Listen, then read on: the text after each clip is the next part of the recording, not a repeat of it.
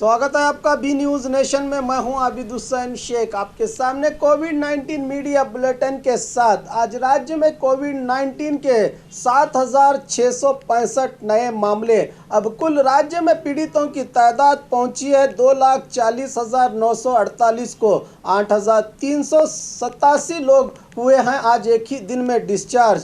1,56,949 को पहुंची है अब राज्य में सेहतयाब होने वालों की तादाद। एक्टिव केसेस हैं 79,782। आज एक ही दिन 139 लोगों के मरने से 4,201 को पहुंची है मरने वालों की अब राज्य में तादाद। आइए देखते हैं जिलों में क्या हैं आज कोविड-19 के आंकड़े। आज बेंगलुरु सिटी में 2,242, बल्लारी में 673, उडुपी में 421, बेलगाम में 395, मैसूरू में 357, दावणगेरे में 332, शिमोगा में 318, धारवाड़ में 279, दक्षिण कन्नड़ में 279, गुलबर्गा में 229, गदग में 186, हासन में 177, मंडिया में 174, बागलकोट में 171, रायचूर में 171, रामनगर में 115, बेंगलुरु ग्रामीण में 123, यादगीर में 107, चित्रदुर्ग में 41, चामराजनगर में 21, चिकमंगलुरु में 145, हावेरी में 109, कोप्पल में 142, बीदर में 99, चिकबल्लापुर में 82,